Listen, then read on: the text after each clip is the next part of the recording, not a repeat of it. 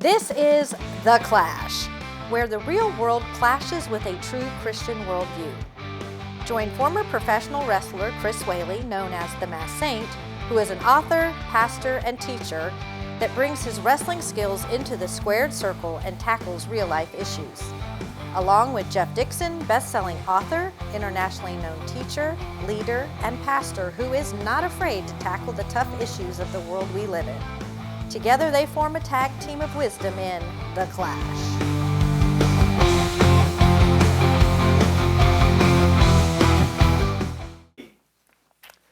Hi, and welcome once again to The Clash. This is where we take a Christian worldview, allow it to clash into the culture around us. And when it's said and done, we want to encourage, educate, entertain, and introduce you to some folks that you might not normally get to meet and get an idea of what happens in the world around us, and hopefully you're better off by watching. I am Jeff Dixon. I'm joined by the one, the only, the Masked Saint without the mask, former professional wrestler, friend of yours and mine, Dr. Chris Whaley. Hey, Chris.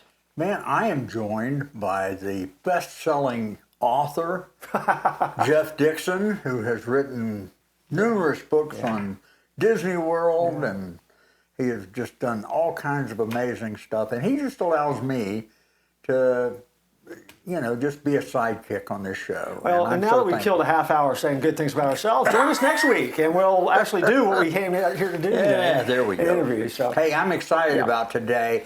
About 4 years ago, I was interviewed by our guest today.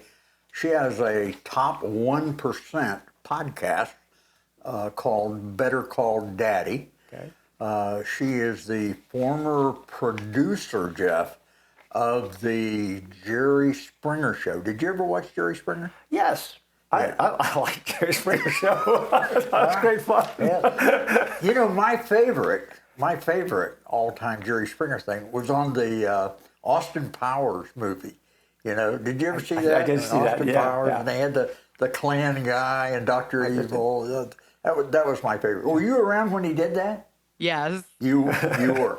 Okay. Well, why don't you introduce her first? Yeah, okay. We're already talking to her. All right. I'm just so excited to have her today. We have with us today Rena Friedman Watts, and she is just one of the most precious young ladies I think I've ever met, and I've enjoyed being her friend for about 4 years. And we just are so glad to have you, Rena. Thank you for being on our show.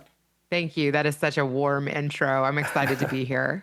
Okay. Well, I'm going to start it off, Jeff. Go ahead. Okay.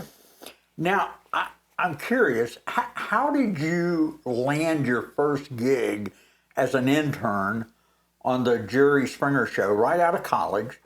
And I got a second question there. What was the most surprising thing that you learned on day one? Oh, man. Well, I worked for an NPR station in college, and I used to read the news and the weather, and I love the audio format. I wanted to actually work in radio. And I got an interview at WGN in Chicago, which was right across the courtyard from NBC Tower where Jerry was being filmed. And I interviewed there and didn't get the job. And then I saw that Jerry Springer was looking for interns. There was a flyer at WGN in the same courtyard. And so I just walked across to NBC Tower and asked if I could interview with the intern coordinator. And I ended up starting there 2 weeks later. Oh, wow. Wow. So was there anything surprising that happened on your first day? Oh, man. I mean, just hearing people on the phone was extremely eye-opening. I remember that so vividly. I was like, wow, these people are screaming over the telephone with excitement. And that was very contagious. It's similar to wrestling, right? You kind of got to play the role. Yeah, right. Yeah. Okay. Well, Jeff, go ahead. Before we move from the Springer conversation, how long were you with the Jerry Springer Show?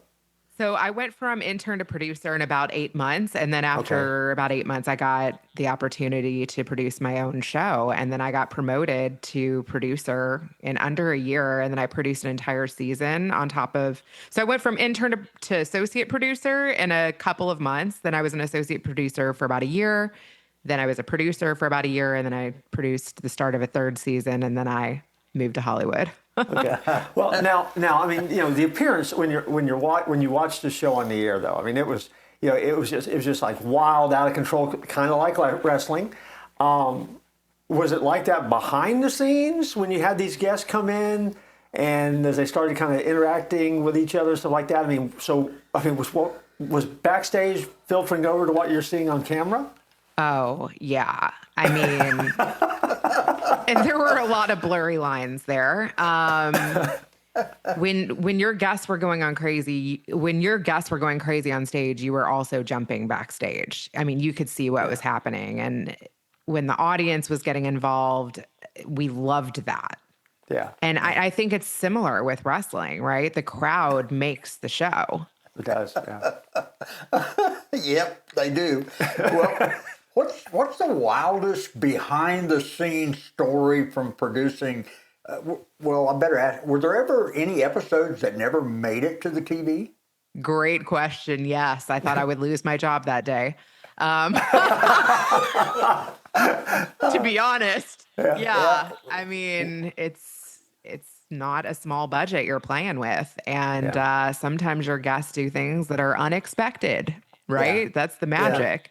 And no matter how many times you tell them that it's a television show and they have to explain why they're upset before they go out there, they are going to ultimately do whatever they want when they hit that stage. And I was young. I was 21 when I got a job on that show. And it was like babysitting adults. So,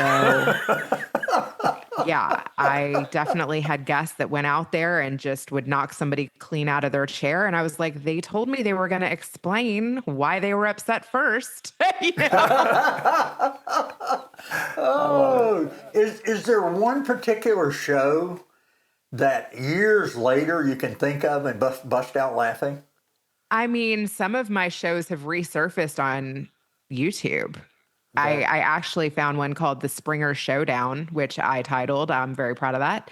I was from Kentucky, so I did a lot of plays on kind of like Kentucky style titling, like, Riled Up and Ready, The Springer Showdown, Down and Dirty on Springer. Like those are kind of some of the ones I came up with. But yeah, The Springer Showdown was this story of these two girls from LA, and it was honestly just a hate your mate.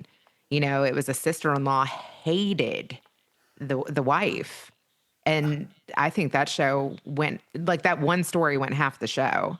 It was crazy. And there was real hate there where they had restraining orders against each other in their own towns. Wow. So the fact that we gave them an opportunity to face off, it went wild. Yeah. Hey, thanks for watching The Clash. And Jeff, the holidays aren't too far away. You do know that, right? I've heard that, yeah. And you're not one of those people that waits till the last minute, are you? No, I'm ahead of the game. You're ahead of the game? Yeah. And I bet you our audience is ahead of the game. And I know that I don't want to buy junk. I want to buy something good, something that's entertaining, something that will keep my attention. I mean, just something that's pretty good. And would you know about anything? I do. I'm aware of a cornucopia of gifts that are available for our audience to pick up. That's why I use the word cornucopia. I love that word. Yeah. And I would suggest that they visit DixonOnDisney.com. Mm-hmm. That's a great place to start. And from there, you get sent to all sorts of different places. But, it's funny you mentioned that. I've written 5 novels. Awesome. I have 2 nonfiction Disney books that are out there. I have a novella. Now, a novella is a book that wants to be a novel when it grows up. Yeah. But it's a lot shorter because it doesn't take as long to write. All that's out there. All that's available. Again, as I said, a cornucopia. DixonOnDisney.com. Love for you to come. Love for you to shop. Tell your family. Tell your friends. And buy gifts for those people that you really love. Because if you really love them, you'll buy from that website. And if you don't love them, well, You won't. Quick follow-up to that, though. In the grand scheme of life, as you go back and watch that show, I mean, to a viewer, it seemed like Jerry Springer as a person really was just trying to kind of rise above the mayhem that was happening. That ultimately, I mean, he's creating his show, but he came across a lot of times as just a very nice person, and really kind of just almost like we were as an audience. We're all watching this unfold together, and we can't believe it. Is that how he really was? Honestly, yes. And I love that you picked up on that. I mean, he was such a mensch. Like, really, he would go out there, and the funniest part is when he would get like all nervous with his cue card or just look at them like seriously. And you're like, what is Jerry going to say to this? This is going to be funny. He was just witty, and, he's a boomer. He's from a different generation, had like those old man funny things to say. Yeah, I work with Chris, so I understand those things. Who's just as old as I am, so there you go. So people often debate if the drama on the Jerry Springer show was real or scripted. Now, from your insider perspective, how much was authentic chaos versus produced for TV? Right. I mean, Jerry even says it himself. Like, the stories were real, but then the reactions were embellished. So, we, like in wrestling, we rile people up. Yeah. They got to the studio 6 hours before they hit the stage. So, Yeah. they knew how it was going to unfold. But then there's always like the adrenaline rush of kind of being on stage and then the audience participating. I mean, you saw the audience would pick on certain guests. And we had to kind of prepare them for that. We were like, look, if they have something to say to you, like, you're doing a good job, you have to stick to that role, right? There's always the good guy, bad guy. There's always the heel, and you can't switch to the other role. Right. That's fun. Well, I want to shift gears a little bit and move from Springer. Let's get into the podcast world I'm a little not bit. through with Springer. Oh, you're not? Okay, no. Well, okay. Go ahead. You finish with Springer then. Go ahead. Okay. Well, I got a couple. You once shared a lesson about not trying to make guests something that they're not. Yeah. Can you tell us about a time that backfired or succeeded on the show? Yeah, like, you've seen the guests who are just like over the top and like so confident, and they just are like, I don't care if you like me or not. I'm, this way, and here it is. And the crowd loves those kinds of guests. But then you get somebody who's just like quiet or quirky or kind of different. And that's interesting too, but you can't make them like the other guest. And sometimes when you have a show with one guest who's the first kind of way and the crowd goes wild for them, you're like, I want to repeat that. And so when I was a young producer, sometimes I would be like showing, guests an example of the one before. And you just can't make somebody what they aren't. It doesn't play out right. And, it makes somebody uncomfortable, and then it makes them inauthentic. And I tried to do that for sure. You learn by trying to do that. Yeah. You're like, okay, don't do that again. Yeah. Well, Jerry Springer himself was actually a guest on your podcast. I mean, how did it feel to kind of flip that script and interview your boss from a couple of decades ago? It was honestly one of the most rewarding things that I've done, and one of the most validating interviews that I've ever done. I mean, can you imagine? It was almost like interviewing your hero. It was funny because I was 21 years old when I got the job on his show, and he was like, oh my God, I remember you when you were a baby. Yeah. And looking back even at those photographs, I was a baby. And to just be able to reconnect with him, having worked on other TV shows and made it to Hollywood, and being able to use that as kind of a stepping stone in my career, and to thank him and him validating my idea with my dad, it felt God sent. I mean, there's no other way to describe it. After I got off that interview, I was like, wow, God, you really gave me this. Thank you. Oh, wow. That's awesome. Okay. Thank you for I those just- very thoughtful questions. Those were great questions, Chris. I Yeah. really appreciate that. Well, I wanted to start talking about Better Call Daddy, which is the podcast, and unique title. Tell us about the genesis of that. Where did the idea come from? How did that get started? The concept itself. Very sweet question, too. Thank you. To be honest, it's a bit of a tribute to Jerry. I had a love for wild and crazy stories, and I've kept in touch with a lot of those people along the way. And I thought, wow, some of these unique relationships that I have with people that have worked in Hollywood or, been guests on my show, or just once you tell people that you work on Springer, you'd be surprised how many Springer stories come your way. So I was like, hey, I can interview people like that. And then my dad could weigh in with the final thought. I'm like, he's always wanted his own show. He's a quirky, funny guy with lots to say. So that was my idea, is like, I'm my dad's daughter. My dad is my biggest supporter. I'll do the interview. I have the technical know-how to put together a show. And then I'll have my dad, who won't back out on me, do the final thought. Yeah. That's fun. That is fun. Was there a moment as you were putting it together, as you kind of get started in it, was there a moment that it kind of just dawned on you that, okay, this works? I mean, it clicked, the idea that you knew you really had an idea that was because it is a unique concept. I mean, most folks don't invite their parents on to kind of give that final thought or to kind of summarize the interview, if you will. I mean, was there a moment that it just, this is going to work. This is going to be great.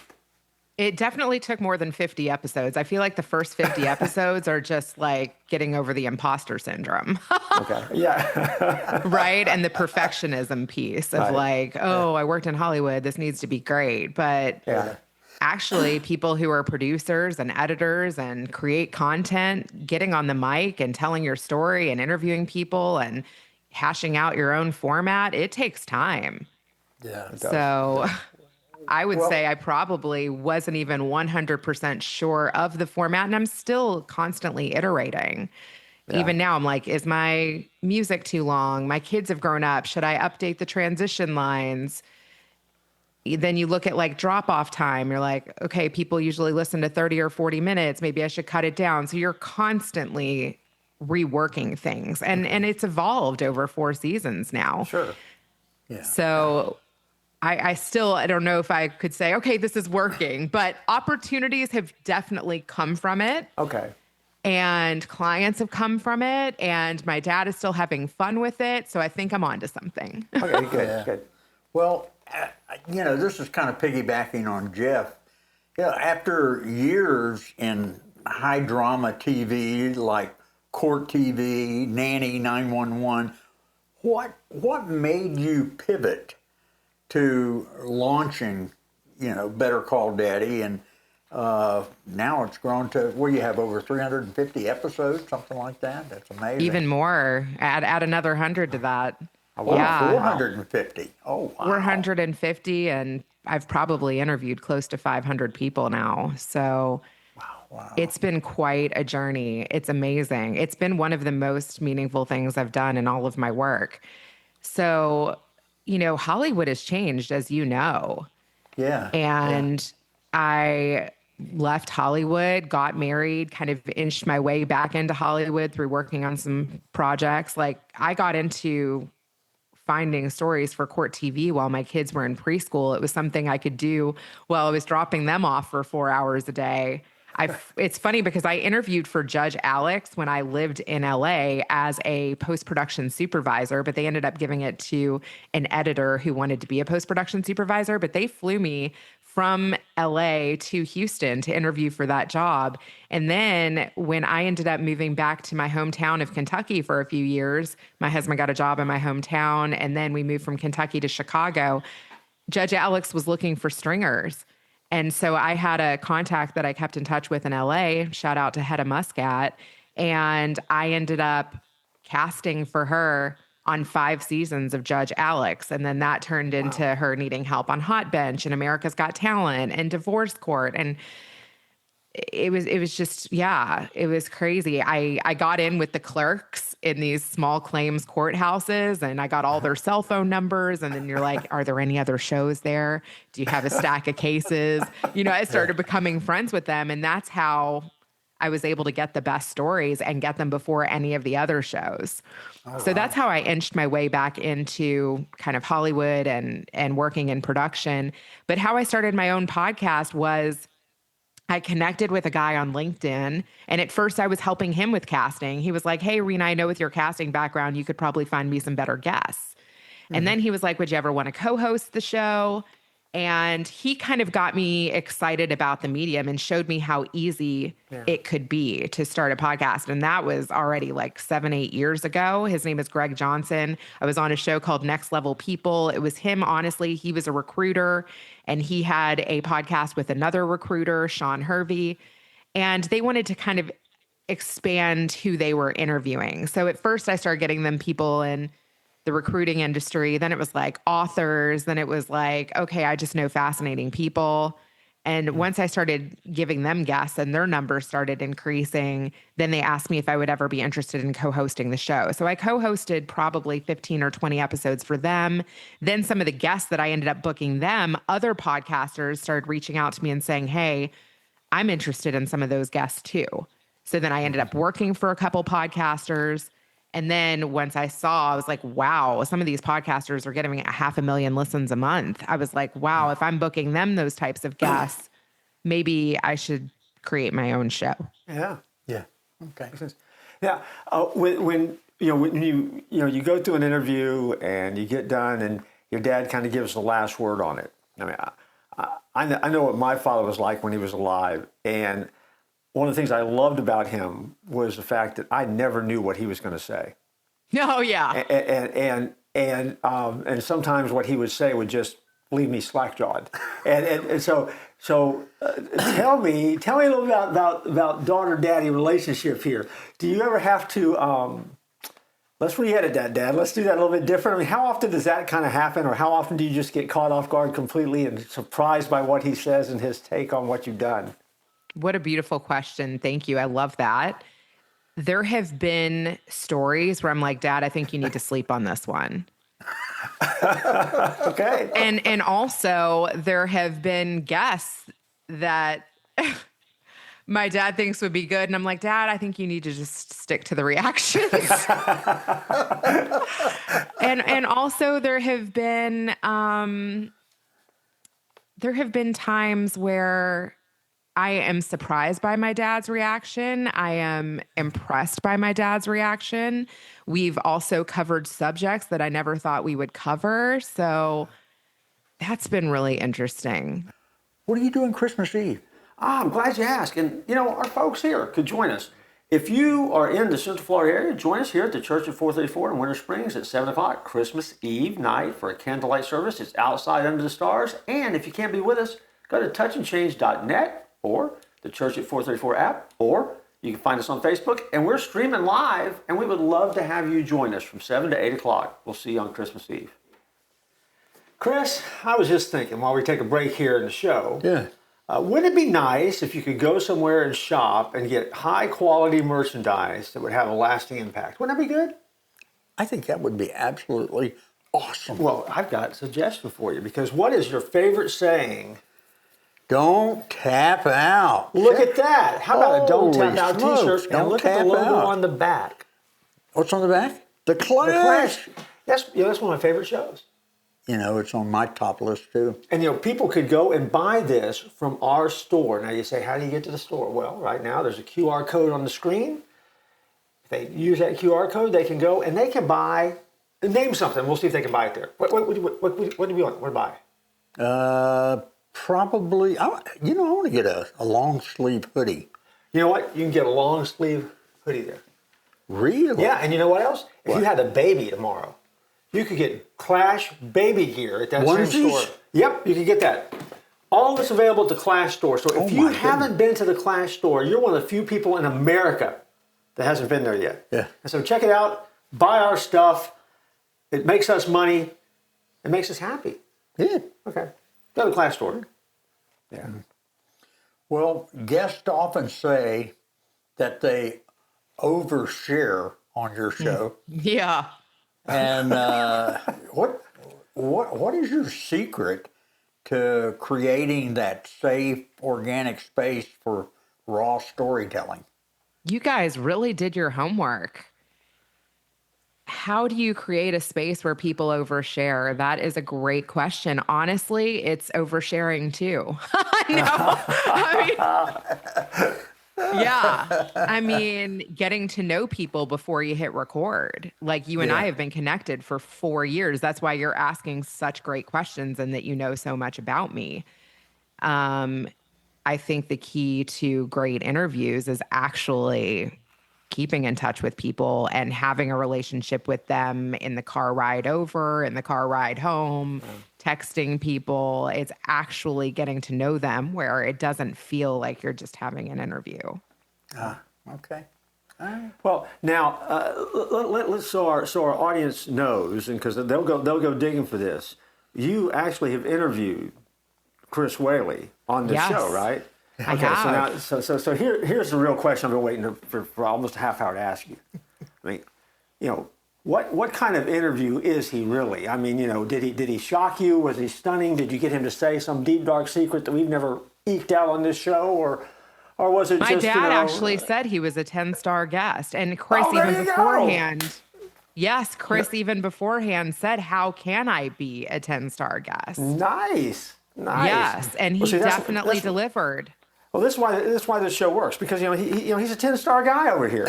He no is. doubt. He is. And my dad said he would have him back on, and that's the thing. That's fantastic. Yeah. Well, that's good. Okay. Well, who has been, Chris aside, what has probably been, at least if I would say, what's the most memorable show you've ever done? If one just pops into your mind, that kind of is the gold standard for the show, what would it be? Well, not only Jerry, because that I feel like was honestly one of my most memorable, but also Cher, one of my Jerry Springer guests who I've kept in touch with for over 20 years. I don't know any other producers that have done that. Yeah, it's funny. I have kept in touch with some of my guests. I feel like most producers just shoved them in the limo and said their goodbyes. Sure. But that was something that I even feel like I struggled with on the show, is like from week to week, just like never talking to people again. That's why I think, and I've even proven with this podcast that, I've done 450 to probably 500 interviews because I actually really am interested in people and relationships. Wow. That's fantastic. Well, we've come to the end of time. Yeah, I've got a half page. I got pages here. I got pages I got of a bunch stuff of here. pages here. Maybe we can have her back. If she wants to come back, If she wants to come back, maybe we'll have her back. But hey, it's been so great having you, and thank you so much again for giving us your time. Any final thoughts before we sign off, Jeff? No, I mean, just let our folks know how they can find you. I mean, how they can find the podcast. What's the easiest way to interface with that? The easiest way to interface with that is either on Spotify or Apple, Better Call Daddy. I am on social media at Rena Friedman Watts, pretty much on every social media platform, bettercalldaddy.com. And I just want to say thank you so much. You guys are both truly professionals. And I can tell that you did your research and you're just so down to earth and so great together. So thank you so much for having me. Well, let me encourage our audience as well. I mean, I go via Spotify. That's how I find it. So, but it's easy to find, and you'll love it. You'll have a great time. Yep. Hey, we appreciate so much all of you joining us. I know this was a different kind of interview. I don't think we interview professional wrestlers and we've interviewed some crazy people, but to have Rena was a real... And she's sane. She's a sane person. We're finally getting the same people. Yeah. So, it's good. She came out of insanity and she's Yes. Yeah. I love it. I feel like I just got in the ring. Well, God bless you, folks. I can't wait to be back with you next week. And remember, don't tap out.